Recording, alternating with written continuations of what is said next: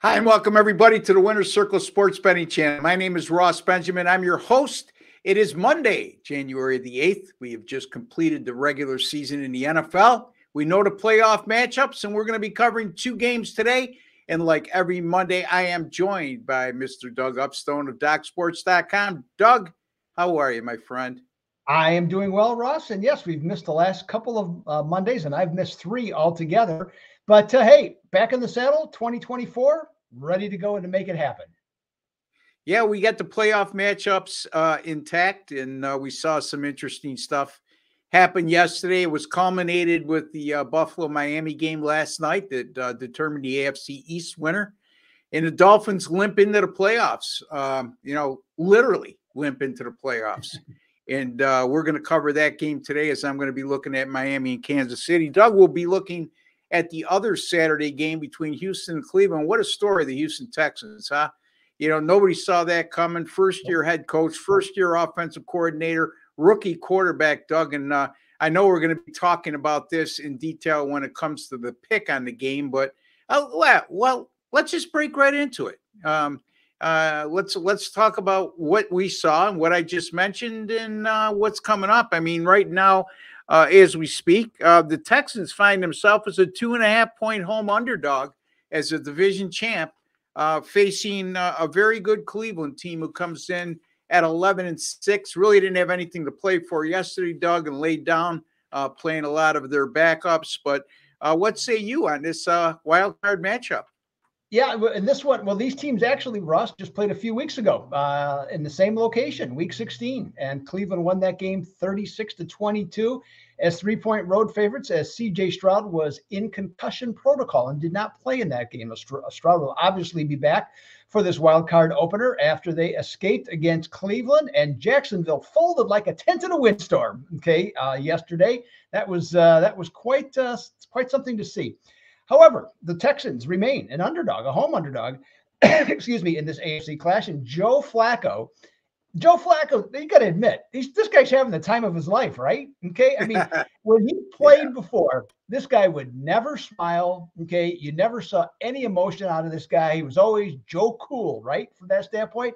Now he's smiling before the games, during the games, and after the games, okay, with how everything is going. So, Cleveland rested a bunch of frontline players last week against Cincinnati, so I would certainly think that they should be rejuvenated. Now, the one difference, though, in the Cleveland offense, okay, which was run heavy until Flacco came, it's actually literally switched 180 degrees. It's now a passing team, okay, with Flacco, and he's using Amari Cooper properly, and he's also using David. I want to say this wrong. Njoku. Yeah. Njoku, yes, he's using him also properly in the passing game, getting plays both for first downs and down the field. And they're also using Jerome Ford, the running back, more in the passing game. Cleveland's defense finished number one in total defense and number one in passing yards. And their corners, I think, match up favorably with Houston's wide receivers. And the main reason for some of those that not paying attention is that Cleveland finished 14th in scoring defense, despite their stellar numbers, is that the offense averaged better than 2 turnovers per game on the season. So that put the opposing teams in more favorable short fields, and they were able to score some points because of that. Now, Stroud, boy, this guy seems to be cut from a different cloth, okay, in terms of a rookie quarterback. One thing you cannot overlook, though, I think, in this one is that first-year quarterbacks typically or I should say notoriously, don't do well in the postseason. Okay, maybe Stroud's cut of a different way here, but facing a defense as tough as Cleveland's is, even at home, I think that creates a real conundrum for Houston in this one. So I am going to take the Cleveland Browns minus the 2.5 to take care of business, advance in the playoffs, and cover the spread in this one, Ross.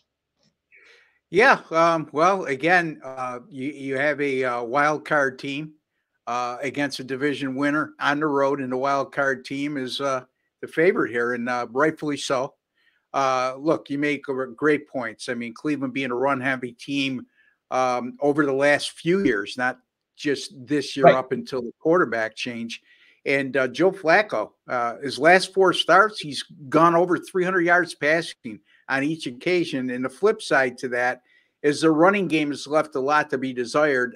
Yes, they've gone, they're about 62 or 63% pass as opposed to run in terms of their offensive play calling. But the bottom line is they're not really, their average per rush isn't great either, Doug. Right. They did yesterday, they ran for 104 yards, but you can't count that. That was a meaningless game. No. They ran for 127 against the Jets, and before that, and that was a decent game. But then their 4 prior games to that, they 87 yards or less on each occasion, and on all 4 occasions, less than 4 yards per carry. So that's un-Browns-like, if that's such a word, in terms of character and in terms of offensive rushing production. But they certainly have changed their offensive identity, and I think that bodes well for them. Now, look, Houston gave up over 200 yards rushing yesterday against Indianapolis. Jonathan Taylor just went off. But they had been extremely good against the run leading up to that game, holding opponents to 81 yards or less. So this is an intriguing matchup. Here's the thing with the Browns. A lot of people, and rightfully so, make a big deal about the Browns defense, and I have on several occasions throughout the course of our shows. And they're number 1 in total defense, allowing just 270.2 yards per game. In terms of allowing points, they're right up there as well, only allowing 21.3 points per game. But there's a discernible difference, Doug, between their defense on the road and at home. And I'm not trying to play the devil's advocate here. I'm just trying to state the facts. On the road this year, Cleveland allows 29.6 points per game, and they allow 331.3 yards per game, which is about 60 yards over their average. So there's been a difference on the road, and but you make good points, Doug, in terms of a rookie quarterback facing a very good defense. But geez, Doug, again, I'm not telling you to lure away from your pick, and I'm not saying I'm against you here, but you got to be impressed with C.J. Stroud and what he's done this year. He's looked mature beyond his years, and good for him. You know what I'm saying? So anyway, Doug, our official pick, Mr. Upstone, he likes Cleveland -2.5 over Houston. And that's Saturday at 4:30 p.m. Eastern time. It is the first postseason game on the board this week among the 6 postseason games. Just a friendly reminder, folks, our sponsor is gamblersworld.net. That's our sponsor site. You can also go to gamblersworld.com for a lot of videos there above and beyond what we do here. And gamblersworld.net is where you'll find 10 of the finest handicappers in the country, including myself. And we guarantee all our picks, which means that all single game, multi-game, daily packages, as well as subscription plans of 30 days or fewer are all guaranteed to win or make a profit, or we will credit your account back the exact amount that you paid for that specific package. So again, it's not a sign of weakness. It's like we always tell you, timing is everything. We don't win every day. We don't even win every month sometime. But in case that rare scenario takes place, you could have a peace of mind knowing that you will be credited back whatever you spent. And you could use that any which way you like toward any handicapper at any time, any package. So there you have it. That's gamblersworld.net. One of the finest handicapping sites on the internet. Doug, tell the folks a little bit about what's been going on with you over at DocSports.com. And yes, DocSports.com, 53 years in business, folks. That goes a long way when it comes to longevity and success in this business. Doug, how was your weekend, and what you may have coming up this yes, well, before I dive into that, I'll just add on to what you were saying about Gamblers World is the fact that, to the point of, giving basically essentially like a guarantee. And you know what that is? It's added value. Okay. So when you're buying your selections at Gamblers World and getting added value, okay, because they're willing to back up their products. So I just want you to keep that in mind as well. As far as myself, well, it was one heck of a fun weekend, Ross. 3-0 in the NFL. And I'll tell you what, going 3-0 in week 18, okay, I don't know for sure because I've been doing this too long. So, but I have no recollection of doing anything like that in the last week of an NFL season, even close. I can tell you probably have lost 75% of the time, okay, in the final week of the season. So really pleased with that, highlighted by an easy 6-unit best bet winner with the New Orleans Saints, who crushed Atlanta and maybe even helped Arthur Smith get fired. I don't know, okay, from that standpoint. But so that was great. So that's 11 of 16 winning weeks to close the NFL regular season. Best bets, that's 77% since week 14 on best bets. So just really rolling there. Sunday overall, I had a 6-1 day, so that was very good. Besides the 2 NFL winners, I had my Big Ten game of the day with the Minnesota Golden Gophers winning there, and the Winnipeg Jets were here in Arizona, and they crushed the Coyotes 6-2. Takes me to 17-8 recently in the NHL, up over $2,700. And now it's not the CFL in terms for Ross because he hates the CFL, but he doesn't really have a feeling about golf. Okay, he's kind of neutral, at least with me on that one. So I'm back in golf at Docs this season. Started off 2-0. Had 2 top 10 finishers that came through for me. In fact, one of the guys that had birdied the last 2 holes in order to get there. So, hey, maybe that's a forerunner of what's going to happen for the season. So excited about that as well, Ross. So here we go. NFL playoff time coming up. The games we're talking about here, and then lots of other things going to be happening on best bets and stuff. NHL, NBA, and college basketball across the board. Yeah, golf. I'll tell you what, folks, you listen to Doug analyze golf tournaments, and it's very intriguing stuff. If you don't know a lot about golf, you will after you listen to him a few times, and he does very well.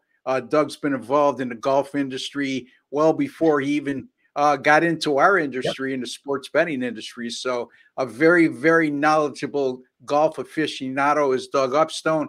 Also, as NHL, I could tell you over the years, I know that Doug is amongst the leaders. It seems like on an annual basis in the NHL. So a guy from Arizona, right? You say, how good could he be in the NHL? Well, he grew up in the Chicago area. So he had a lot of experience with that as a kid, like myself, being from Western New York. And there you go. NHL, golf.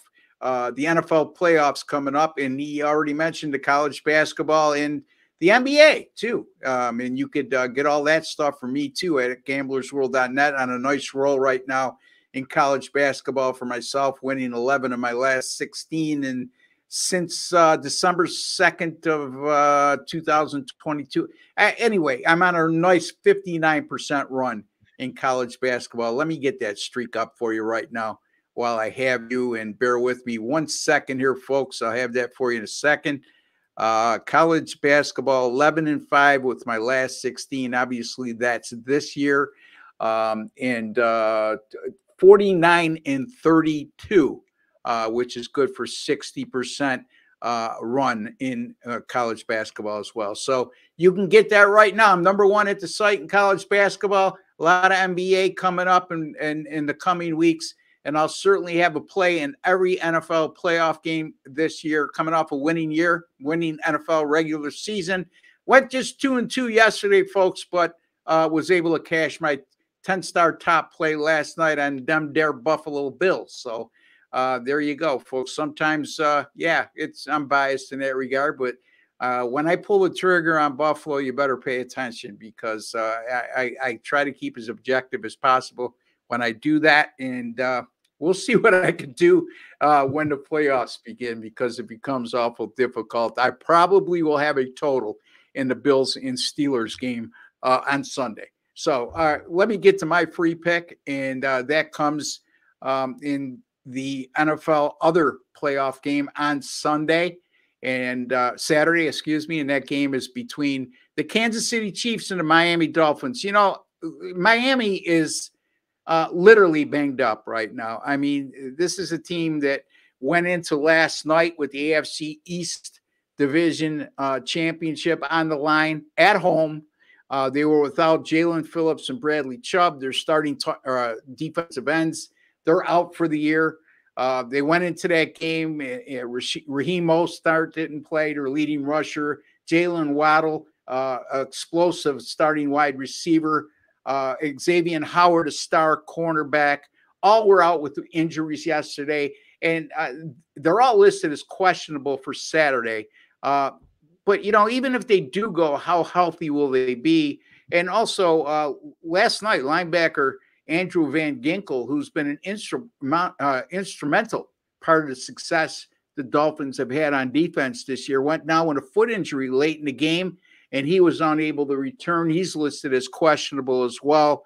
And when you're going against a Patrick Mahomes-led offense at postseason time, you want to be at full strength. Now, again, Kansas City's not been the dynamic offense we've seen in years past, but Patrick Mahomes and playing in Kansas City is a tough task in the postseason, especially when you're looking at a Miami team, Doug, as you pointed out on several occasions, and it's worth repeating, just has a difficult time of late against teams with a winning record.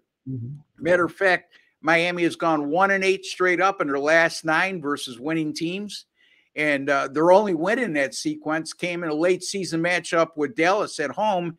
They won that game by 2 with a walk-off field goal. So it's not like they were really, really impressive in that game. But the bottom line is this team really struggles of late in recent seasons anyway against winning teams. And they dominate the teams with a 500 or less record. And guess what? You're not going to see any of those types of squads here in the postseason. And don't forget the mental letdown with Miami. And I put a lot of emphasis in this when it comes to the postseason time. It's how teams finish.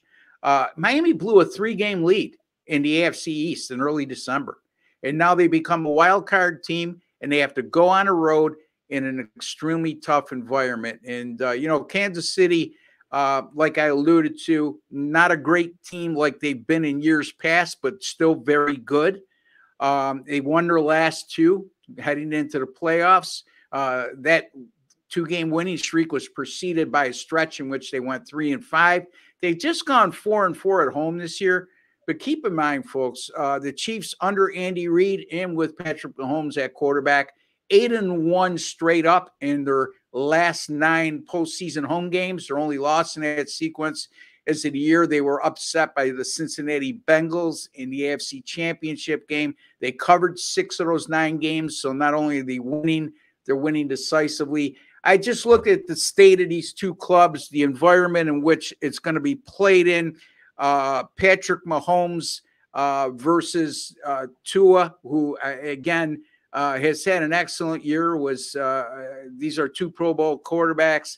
But I just think the Kansas City, even with their faults this year, Doug, this is still, to me, the best Chiefs defense they've had in the era in which Andy Reid's been there. I'm going to go with Kansas City here, Doug, minus 3.5 over Miami. Yeah, many of the things that I would have to offer would be repetitive, so I'll try and make this at least sound a little bit different.